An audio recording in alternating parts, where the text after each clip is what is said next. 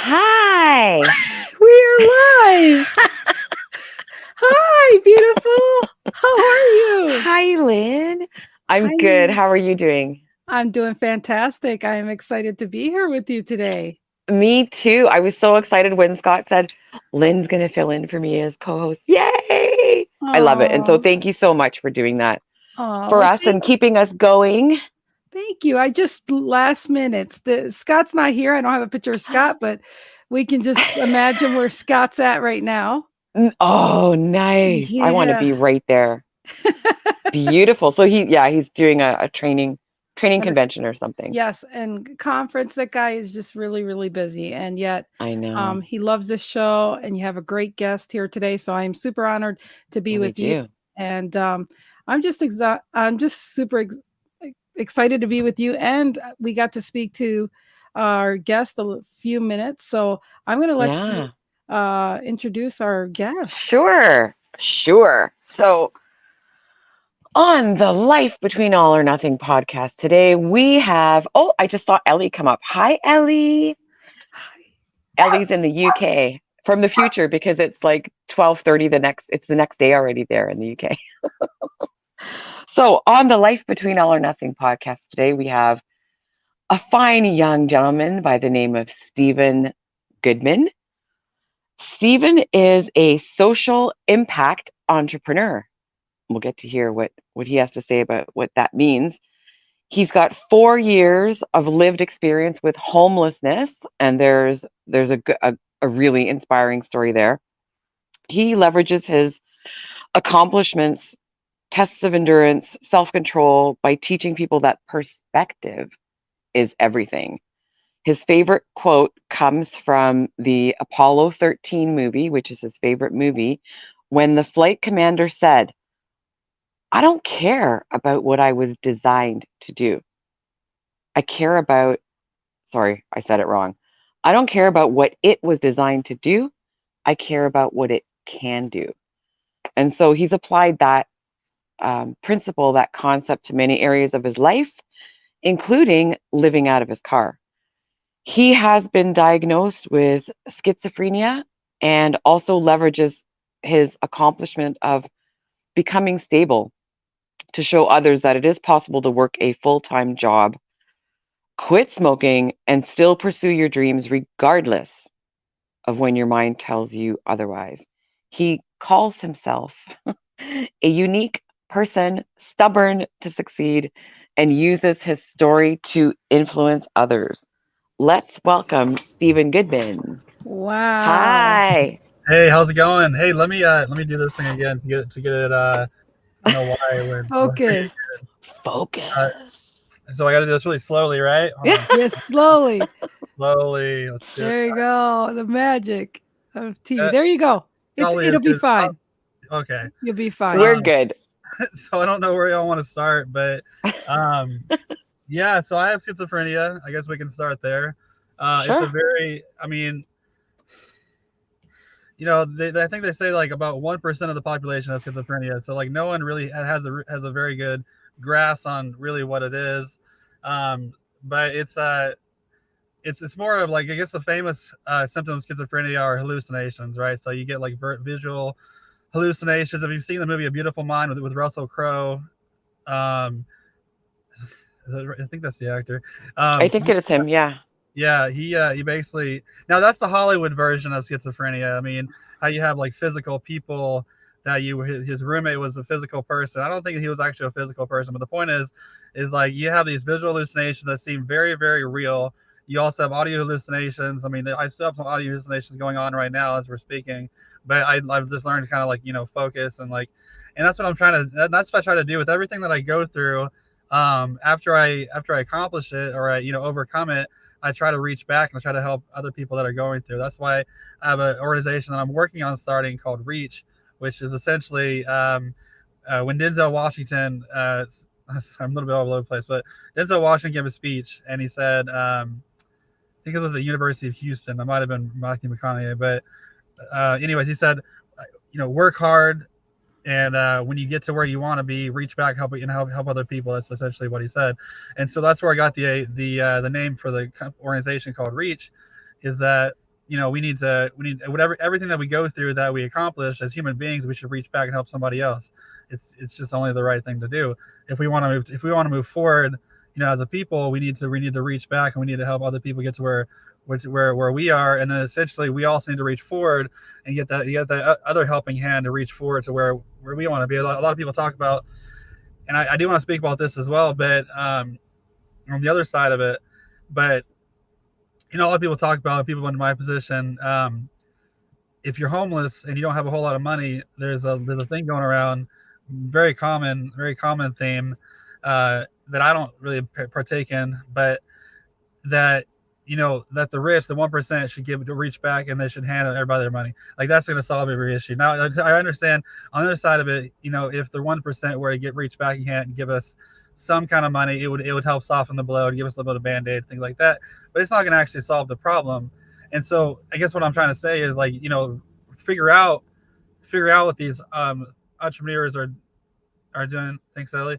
Just figure out what these entrepreneurs are doing, what these famous these big business people are doing, and try and figure out how can you do it too, and learn from them, and then have your own spin on it to make it, don't do exactly what they do, I guess. And then that's really what's going to help us all move forward. It's not going to be like, Elon Musk giving us all $1 million. That's not going to. I mean, if you don't have a good sense on how to spend money, you're going to blow $1 million on a, you can blow that you can blow that in a month. And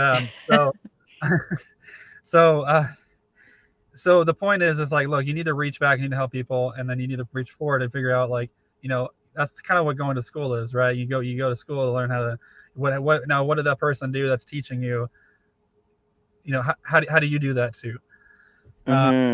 So I kind of got off there, but what's that? That's okay. Life is school, right? I think, right. Our entire life, the whole world is a school now. And thank you for sharing. I mean, that's a very vulnerable thing to do, to talk about something that you've been diagnosed with. So I celebrate you for talking about that. And, the question I have is, how old were you when you were diagnosed? Like, when did that become something that you understood about yourself and that could get treated? Those are two very different things. I got diagnosed when I was 19. I did not feel myself like I had schizophrenia until about 25, 26, maybe 25. So about 6 years of living with schizophrenia, I didn't believe I had it. I kept going back and forth saying, maybe I have it, maybe I don't. This is kind of cool because I have what that movie star had. Not movie star, but that's what that movie had. Like when I was a teenager, when I was a young adult, and I would just go back and forth and be like, is this real? Is this not? There was some street drugs mixed into it, just being vulnerable again. Now, that had nothing to do with the cause of schizophrenia. I've asked my doctor several times. I said, look, and the only thing I was doing was smoking weed. So, I was like, I asked him, I said, does weed have an impact in it?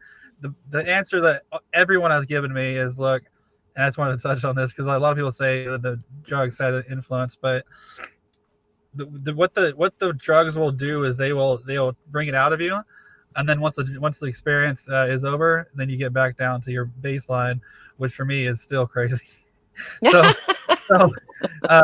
anyway, there was a mixture of that going on, and so it was hard to tell, like, do I have schizophrenia? Do I not? What's going on here?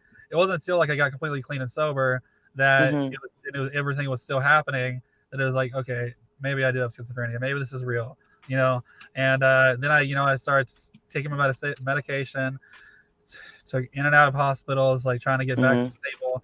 But I've been stable without any kind of hospitalization whatsoever, I think, for 3 or 4 years now. Maybe. Oh, that's great. I think 3 years. And it wasn't even last time, wasn't even very, very long. So yeah, I guess it's just a matter of, like, being able to recognize your symptoms, because I've had it for 13 years now, 14 years. And I guess it's a matter of being able to recognize that because you can actually start to feel it as you're going into it, going, oh, I remember this, and this doesn't seem right, this is off. But if you live with that for 2 to 3 weeks, it starts to become reality. And then you have to kind of figure out, how do I get out of this now? Because I'm trying to escape, and you end up being swallowed by it. And you end up, really, what happens with most people is they end up calling the cops on themselves because they think someone's out to get them, or they think something's happening, or something's just not right. So they end up calling the cops because they're freaking out, and they end up being taken to a mental hospital, and they get stable after a Mhm. few weeks, and they come back out. So that's usually what happens. I keep getting way up on a tangent. I'm very sorry. No, you're doing fine. You're doing Uh, fine. You're explaining a lot, and a lot of people don't understand this stuff, so you're doing fine. Yeah. Yeah. Thanks. I agree. Um, But go ahead. so tell me about the homelessness and what do you want to share with people about yourself and about your journey and Yeah, about your choices, your intentional yeah. choices around homelessness? Like how did you get there and um what transpired?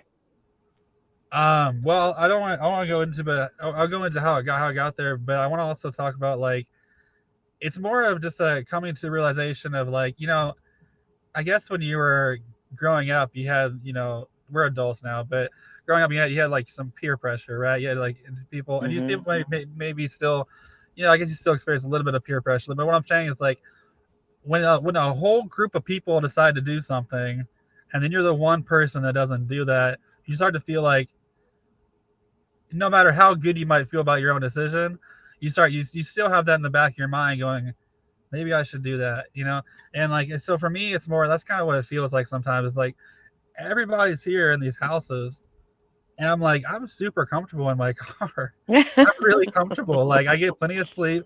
Whenever I live in my car, like I live on the streets, it's like, and I'll get into the first experience, which I'll in a second, but that's because that wasn't a very pleasurable experience. That's where it actually got me to where I'm at now, where I'm accepting it. But whenever you, I forgot what so I've just pretty much accepted like like look, I live out of my car, I get plenty of stuff. Whenever I go through this, and I always actually end up coming out better.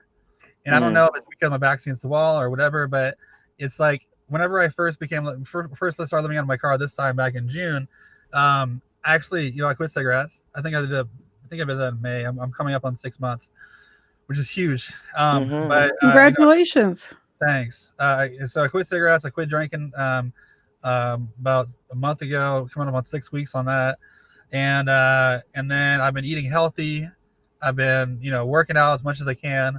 Um, when you go to the gym, a lot of times, especially when you're in my position, if you don't work out, it's kind of like, what's that guy doing, right? But so it just kind of like puts me in a position where I kind of have to work out.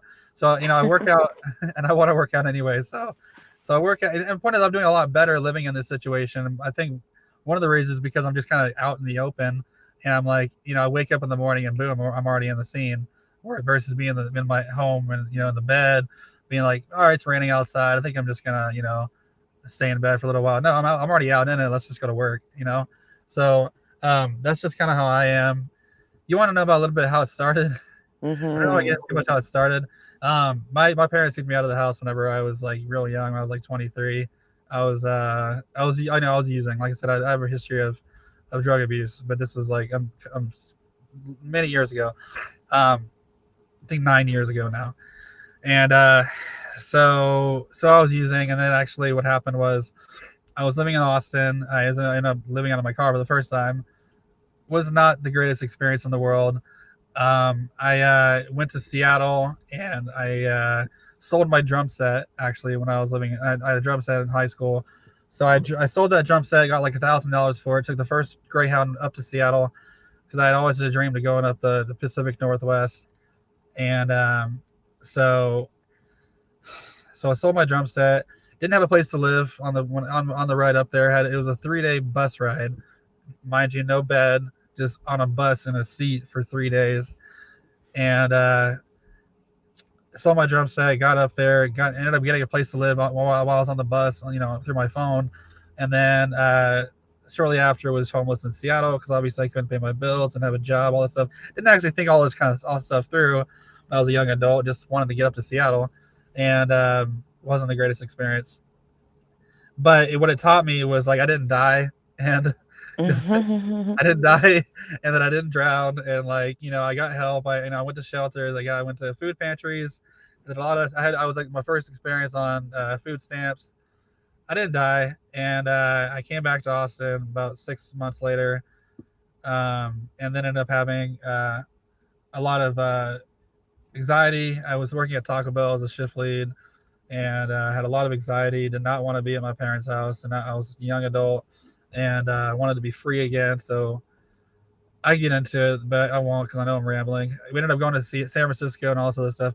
Point is, I learned how to kind of flip the perspective of being Hmm. homeless versus I'm living outside or I'm living in my car. There you go. I know it was a long-winded So answer. did you find that being in your car that you were saving money, than not Yes, paying rent, and then were you making better choices? Like you said, you're not smoking, so you're making better right. choices and you're working out. So are you saving money being in your Absolutely. car? Well, I mean, I'm kind of saving money. I'm obviously saving money on rent there, but I'm actually using. It's just, I don't know why it keeps going out of focus. I'm using that money actually to eat like healthier meals, which are more expensive Hmm. for the most part, and I'm using that money for other healthy activities. So, am I saving money? Not really, but I'm saving money, and I'm not having to put $1,000 or so towards rent, which is nice.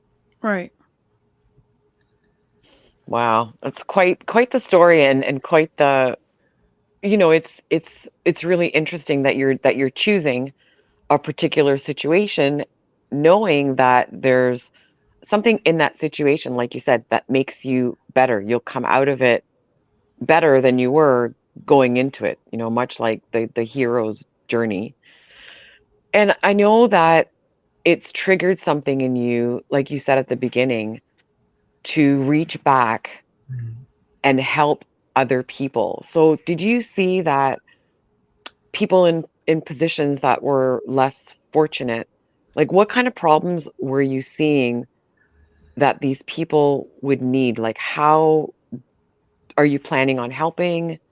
What kind of details can you share with us Well, now? there's one thing that I think is huge, and I don't care if anybody copies me because it's the nonprofit world, and I'm not a for-profit organization or business. That and I think if someone else were to come up with this, I don't care because I would just if they helped like this amount of people, I'd help the rest or however. Mhm.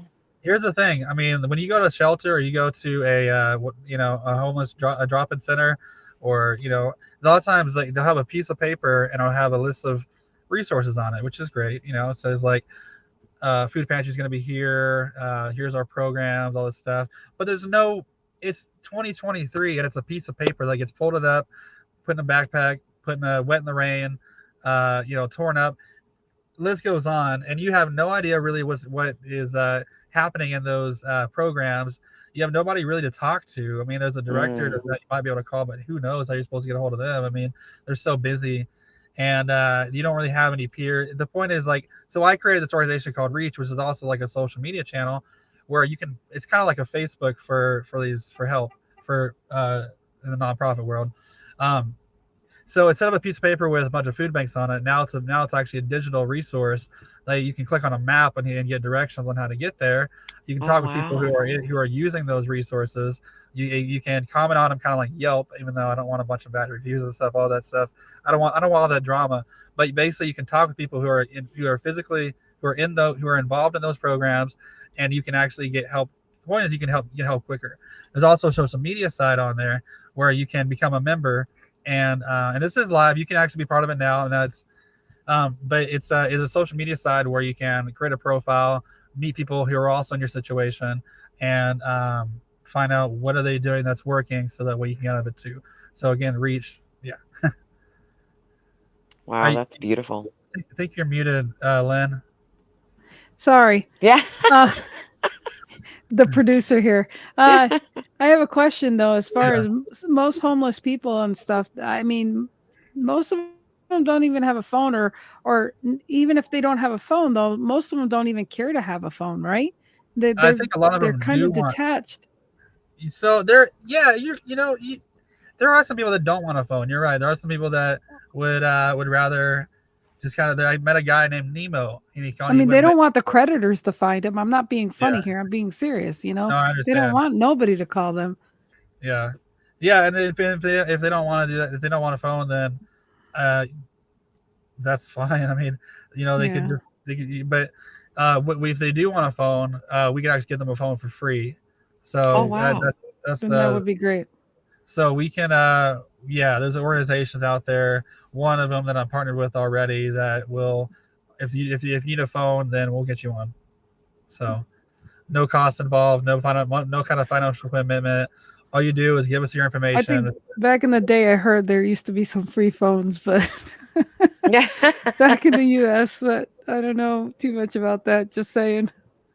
Uh, no, well these are nice. They're smartphones, obviously, and Yeah, they're not like the flip phones, yeah, and Mhm. they're nice. I actually have one of the tablets. Oh, I'm using it as my mouse pad. Um, yeah, this is the tablet that I was given. It's Oh, super wow. nice. It's super yeah. nice. Good. Um, it's just like an Android tablet, and so if you need one of these, just get if you're watching, hit me up, and I'll see if we can get you one. I know that they are nationwide. We're based in like five. We have like 5 cities that we're a part of, but if you're in a different city, we'll make So, sure you get it. so can we get into the fact that you not only work out, but you hold 4 jobs? Well, I do hold 4 jobs, but I don't. It's not like I work 40 hours at each job. No, but I'm just saying you stay busy with I also do, working, you right. know. And what are some of the things you're doing? I am doing with laptop here. Um, Mostly food, mostly delivery. I have 2 delivery jobs, and then I work for a pizza restaurant, which is actually I work for 2 pizza restaurants, Lynn and Mary. That they both won the world champions. They both won the international title for the best pizza restaurant in that different years. I mean, it was That's recently. awesome. Wow. I think That's that one of awesome. them is called Caliente. I think they won it back in 2016, or maybe more recently. It might have been 18. The other was Mercurio's, which is a fine dining Neapolitan style pizza, and I'm still trying to get the hang of it. I'm not used to. See, I work in like traditional pizza. This is a Neapolitan pizza, though it's completely different. But yeah, it's a fine dining restaurant. They won it recently as well. So Nice. yeah, very nice. So I work at that one as a pizza chef. I work at Caliente as a driver. I do Grubhub, and the reason why Mm. I do Grubhub is because when I'm doing this is my next job. When I do partnerships for the cell phone company, Mhm. and so my job is to land the locations for them to set up at, and so I've set up at like 5 or 6 food banks already, and then I get I make money from doing it, and it's also a very good Mhm. cause. That's why I do it. Um, but so I set up the partnerships for it for them, and then while I'm making these sales calls, I'm doing Grubhub, so I'm doubling up there, and then also so Caliente, Grubhub, partnerships. Do I have one other one? That might be it. I had so That's three. a I had lot. three. I had That's a another lot. one that I worked on Saturday, Sundays, and Mondays, but it wasn't a good environment for me. I didn't like it, so So what keeps you motivated? Mhm. Good question. I mean, right now I'm really trying to get back and finish up my degree. I mean, everything keeps going back towards reach. Everything that I do goes back towards reach. It's been like that for years now, and motivation is really just right now through that cell phone job. Um, I get a residual income from that, and Mm. so right now I'm up to like 300, maybe over $300 a month coming in, which is not that much, but I've only made a few calls, maybe like 20 calls. So so Wow. so So do you get inspired to read and reading? What inspires you to motivates you as far as reading? Is there anything? as far as reading goes, I used to be an avid listener. I used to listen to a lot of audiobooks. Honestly, I haven't done that much recently. I've been listening to a book called Sober Curious, which is kind of like a sober reset. It's a 100-day reset where you just don't drink for 100 days. And it kind of gives you a bird's eye view of how alcohol affects you and Mhm. how you act around other people and things like that. So I started listening to that book, and it kind of like after like the first 2 hours of it, I was like, I think I'm just gonna quit drinking because Yeah, good for it was you. it was just like I was like I'm going through this journal, and I'm like, this is how I act. I mean, like I'm like looking at myself, going, I don't want to do this anymore. So that's so naturally for reading. That's what I do. I listen to books because I'm really busy, That's but awesome. yeah. So what have been the benefits for you for quitting smoke or drinking and smoking? Oh well, I don't. I don't really know about drinking, just because like I think drinking is more. I just know that I'm not making as many stupid mistakes. I Yeah. know, like by now, since it's coming up on 6 weeks, I could. It's possible I could have even damaged a relationship. I could have Mm. just really made some stupid mistakes. Like one thing that I was doing before when I was drinking, um, is I would like so I would basically go and I'd get these partnerships, or I'd meet people, and I'm very good at networking, and so I would go network with these people. Sometimes meet really well known people, and then I'd be at the bar the next day, and I'd be texting them or I'd be calling them after I've had a few drinks, and they're like, "Who are you? Like, what?" And it's like I know that the alcohol had the influence, and then I just end up damaging that relationship, or sometimes I get them back, but I know that's not happening anymore, so that's good. Good. Um, and as far as smoking goes, oh my gosh, I just feel healthier. Obviously, like my lungs are cleared up. I can actually go jogging and not have to like not be coughing all the time, and I don't have as big of a headache because cigarettes. It's like if you have like a few, it's not so bad, but when you smoke a whole pack, by the end of the day, your head is like exploding, and like yeah, I just feel healthier. Awesome. I never smoked, Wow. but I've been around smokers, and I've got the effects of secondhand smoke. So Yeah, yeah, so that's good. You've helped the environment, you've helped yourself, you helped the people around you. so, right. so good job. So Yeah. um, Very resourceful, Stephen. Like yes, you're you telling are. me this, and I'm thinking you've got 4 jobs. Like you're making decisions from this different perspective because other people may have made different choices and most certainly would not have chosen to take on 4 jobs to keep Uh, things moving and to um, really get you to the path. I think you mentioned school, right? You said right. you're thinking about going back to school. Is that like Yeah. what are you gonna do? So What kind of school? I was originally gonna go back, and I was gonna finish up my bachelor's degree in business. And I'll probably still do something business related, but I think I have, and I really do think I have a lot of experience already. You say you call it book smart, or sorry, street smarts. Hmm. And I still would probably minor in business, but I think really what I want to do is to fit it. Like everything goes back to reach, right? So I want to double major in social work, and then I really want to do political science as well. I really want to, because like in my 50s, I'm 33. In my 50s, I want to actually be in politics, or maybe sooner than that, Wow. because that's where you make the real changes. Is like if you really want to.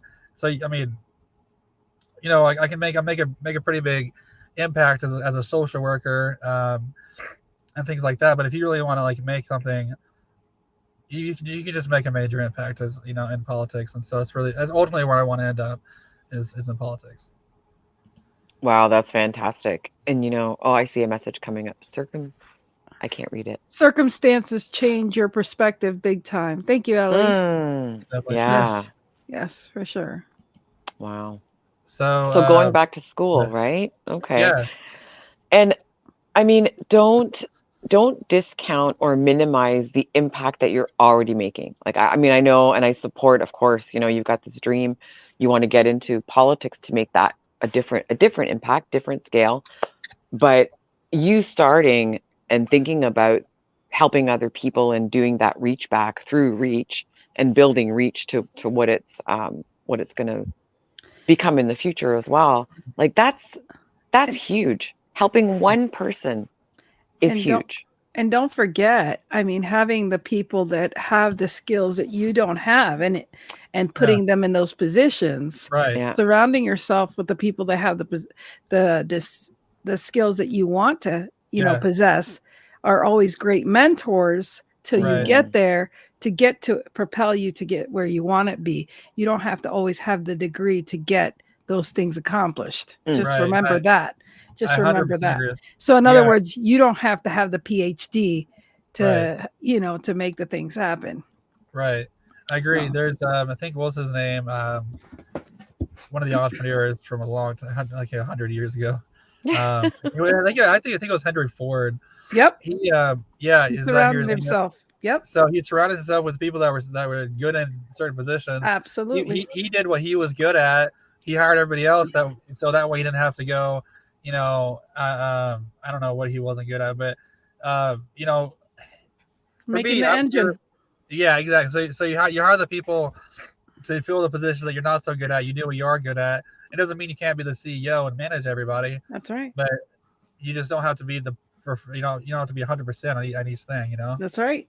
That's right. So Yeah. it's still your nonprofit. That's all that Right. matters. Yeah, that's right. That's Henry right. So Ford. that's That's right. an awesome quote, That's an right. awesome concept. And what That you was back believe when I you was listening to audiobooks. Yeah, but you still remember, like you actually That's I right. still absorbed do. Yeah. Yeah. information, That's which right. Yeah. is great. I can't remember I don't even know where my book is. I was The reading something. you think and grow rich? Oh no, Oh. no, I no, found but that. I do have Think and Grow Rich Yes, upstairs on think and grow rich. my side table. And it really helps you when you read Yeah. it. Mm. That's a Have short you? book, right? It's a short book, or is that something else? Yeah, Yeah, it's a it's short. a small book. I've Yep. got the small version. I'm not sure if I have the original. I think I have an updated edition I've actually. got It's it not right over Napoleon Hill, here. is it? Napoleon Hill. It is Napoleon Hill. No, Napoleon Think and Grow Rich. Yes. Yeah. Okay. Yep. So, and so what else are you planning to do? I mean, what is in your future? I know you want to go to school and stuff, but what are you working short-term goals for your long-term goals?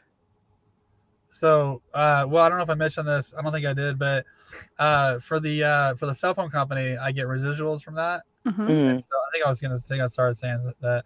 So my plan is to get up to 4,000 a month in residuals, to where I can actually have time to finish up my degree and go to school, go back to school and all that. So once I get to 4,000, that's just the number I have in my head. I will probably stop working, actually, which is crazy for me. Actually, you know what?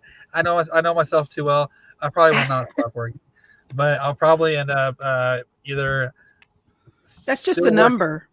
No. But I'll probably end up. But I will go back to school at that point because I'll have more time. So I'll end up going and doing that. So where's school in where you're living now, or a different state? Michigan University. That's where I plan on Oh, going. Michigan. Okay. Cool. Because they've been consistently on at least in the top 5 for business, social work, and political science for forever. I haven't looked them up recently. Just maybe they're not right now, but I just know like for a long time they have been, and if they're not right now, they will be back there soon. So I want to go there. Wow. Very cool. Very cool. Now, is there some questions you have? Oh, go blue. My friend Bob Ward is here. Go blue. I love it. Is there some questions that Scott has in here that we could just throw in here real quick? Oh, you know what? Yeah, Let's throw those in here. Whip up. Yeah, I've got some funny questions that are. So James Lipton, he would ask these questions, and I actually can't remember who James Lipton is. I don't know offhand myself, so that's okay. So these are questions, Stephen, that don't really even think about it. Just kind of answer from whatever comes. Yeah, whatever comes off the top of your head. So, question number 1: what is your favorite word? Oh shit! Favorite word? Word. Yeah. Favorite word. I'm actually not good at thinking on the spot. Sorry, my little thing that I use to charge my laptop is overheating. But oh no, we're almost done. Do you have a word that you like? It doesn't have to be your favorite, but some word that you use all the time.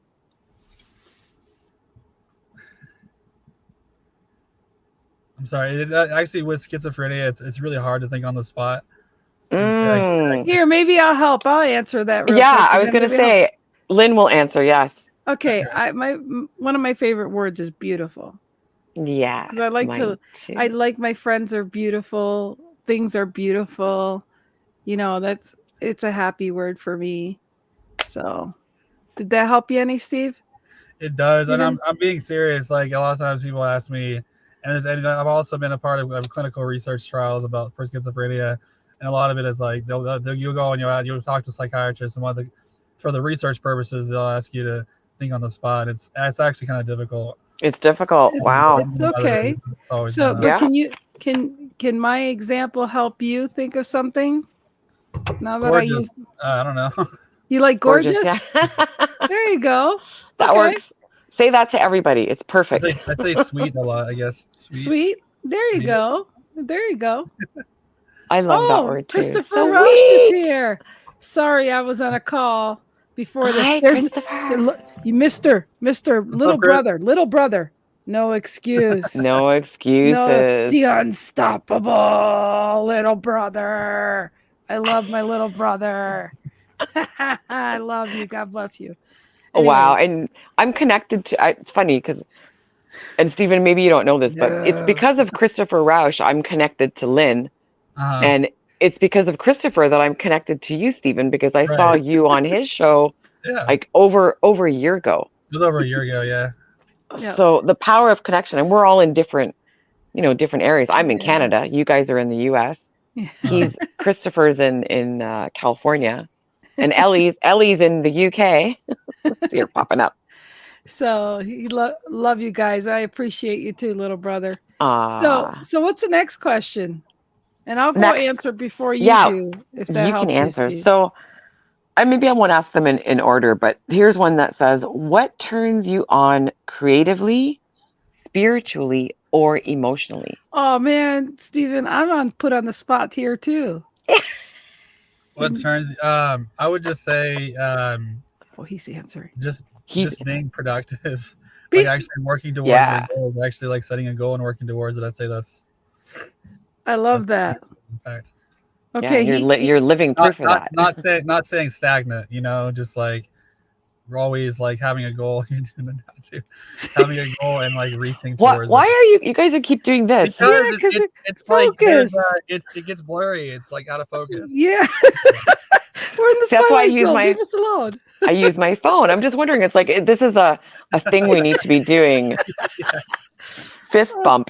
I love it. Stephen and I are connecting. It's okay. You certainly are. Now, you know what? I kind of want to go back to that. And there's more questions, but I want to go back to that quote that you had from the from Apollo 13 that said, you don't really care what this thing is designed to do. So like as a human, we don't care what we're designed to do. You just want to, and now of course I've screwed up the quote.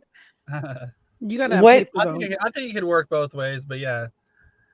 How does that, like, how important is that to you? Because you're so resourceful, right? Like you're so resourceful. Do you feel like you can do anything that you set your mind to? I mean, I always like to think like if I'm put in a position, and maybe this is off topic, but like if I'm going to do something, I feel like you should always try to be the best at it. And people try to tell me otherwise, but like if I'm going to do something, if I'm going to work out, I want to go to the Olympics, right? It's like if I'm going to do anything I do, I want to, and like why not? I mean maybe, and some of it might be some of it might be just too far of a goal, but I don't know why you shouldn't at least just reach for it, and it's just something that's always been ingrained in me. So do I feel like I can do anything? I mean, I want to say yes, but there's some limitations within there. You gotta be real with yourself. But but I mean, I don't know. I mean, if you could, I mean, this is gonna sound cheesy, but you reach as far as you can, and then your limitations, but then also try and reach past your limitations. If that makes sense. So let's set goals within there to try and get to where you want to be. That's very lame. That's very vague, very vague, but you know what I mean. No, that makes sense. But I guess what I was trying to say with that quote, it's more of like it doesn't matter what it's designed to do. It's matter what what matters is what it can do. And I think what it can do. In the mission in Apollo 13, they were asked to make this. I think it was their oxygen was running low or something. Yes. And they had they were asked to make some kind of filter to filter out their oxygen so that way they could breathe. And and stay Right. alive.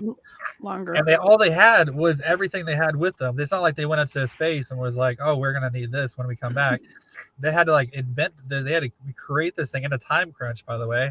They had to invent this filter, oxygen filter, out of random parts they had in the spacecraft.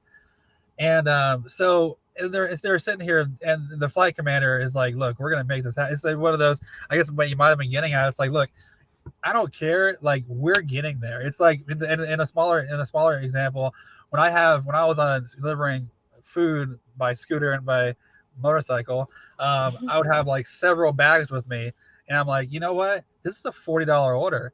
I'm gonna make sure it gets to the destination. I don't care if I'm like, going. So this is a very minor example compared to what I was just talking about, but like, they had everything they could reach in the spacecraft, and they're sitting there looking at this flight commander, arguing like, look, this is just not possible. It's just not going to happen. How do you make a filter with this amount of stuff, with what you're giving? This is just, I understand, like, you want to make a filter, but this is not possible. And he kicks the ground. I mean, he kicks the table, and he's like, I don't care what it's designed, what it was designed to do. I care about what it can do. And they made that filter, and they ended up getting something where they could breathe and come back home. So, it doesn't matter if it looks all weird, or I'm living out of my car, or I'm living on the streets. Dude, it is like 50 degrees outside right now, maybe 60 degrees. It feels great, and like I get some good sleep.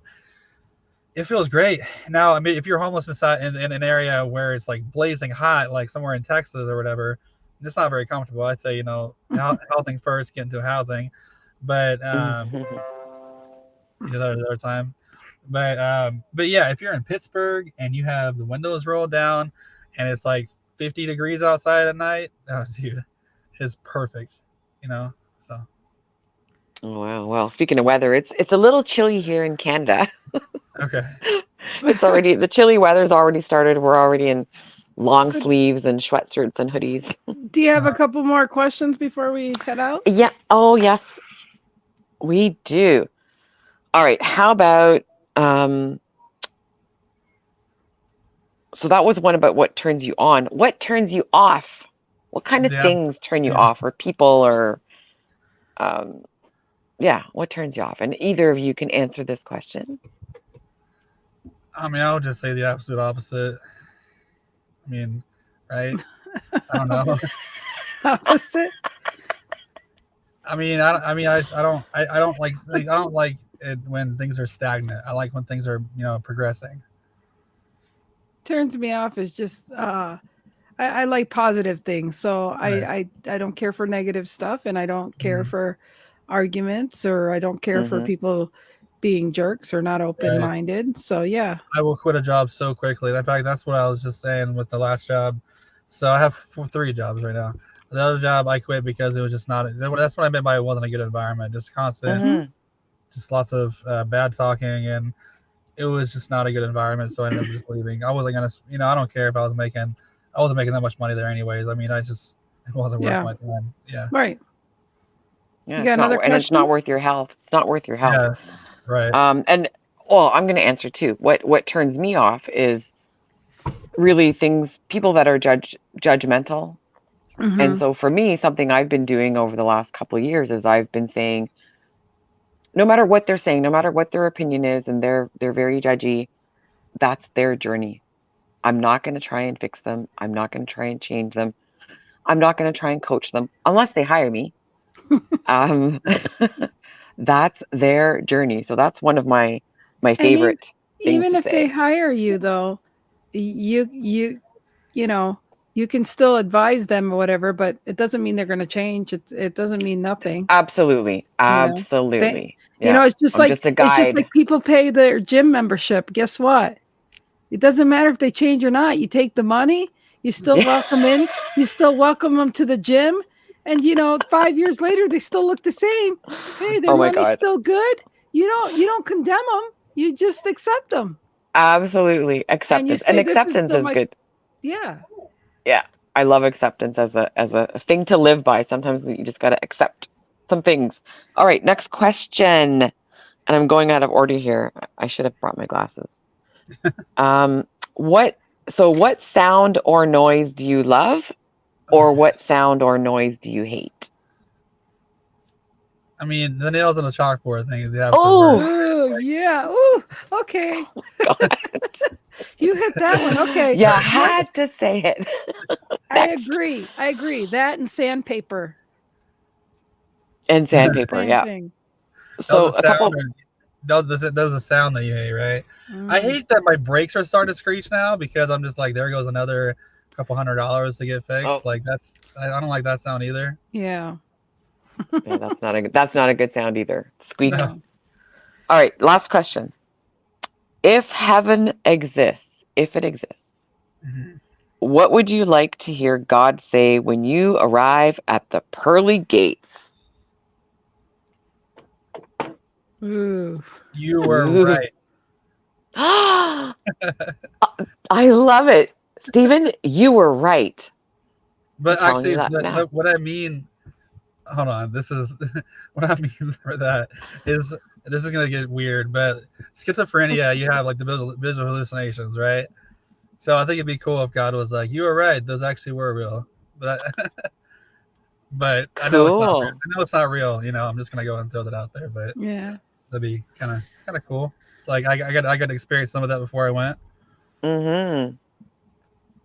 All right, Lynn. Oh, What about great. you? What do you want God to say to you at the pearly gates? Oh, wait, there's Christopher. Christopher said, great question. I'm glad I'm not answering. Well, little You brother, can if you want. little brother, I'm there with you because I don't know if I want to answer that. That's a wow. Oh man, I don't know if I'm gonna be able to sleep tonight because I hope I don't dream about that question tonight. Uh, that's all I gotta say about that. No, yeah, what's he says who me? He's going who like isn't who me answer that him yeah Who, him me? yeah you I you did think, your best. Is it somebody? way to go. Yeah, Yeah, that's Ellie, a good thank you for that. question. Yeah, you That's a did your great best. question. It That's it puts us forward. I think it puts us forward in the future to the end. I mean, obviously the yeah. end. And you can work back from that and think, because I know, Christopher many times brings up the Yes. top 5 regrets of the Eulogy. dying, right? And the Mm-hmm. eulogy Mm-hmm. exercise. And sometimes it can help us to live the life that's going to be true to the eulogy that we would want to write for ourselves, It's or a that Yeah. we huge would want. I it's a started writing my huge eulogy, I think, like, when was it, like 4 years ago, and I never thought I was trying to commit suicide. And I'm like, no, that's the opposite of what I'm trying to do. Oh my I'm trying God, to get a yeah. like, what do I want to do with my life instead of, yeah. it's a huge reminder that we do have an expiration date Mhm. Yeah. and we should live it the best way we can. Yeah. Um, is there anything else we want to talk about before we leave here? Yeah, I mean, final words from Stephen. What would you like to say to our audience? Anything that you want to tell them to inspire them, or anything that we didn't cover tonight that you expected us to ask you that we didn't hit on? I just think the main topic, the main theme would be, reach, to like reach back, and everything that you've accomplished in life. Maybe it's you became a good runner, or maybe it's like Mm, maybe you excelled in school in a certain area, or maybe you're really good at some just whatever. I know this is vague, but like some skill or something. But whatever you're really good at, I think you should try and reach back and help somebody else out and get to where maybe there's somebody out. Be some kind of mentor to them. I think that's the main takeaway that I want to get from this is like help somebody and help somebody get to where you want to be, and then on the other side of it, try and find somebody to help you to get you to where you want to be. And I mm. think if we were to do that, we'd all move forward a lot quicker than on our own, and it'd be a lot stronger as well. Beautiful. Yeah, I love that. I mean, I believe in my heart that we are put here to help each other. That's what I believe we're here to do. Right. I learned a lot from you, Stephen.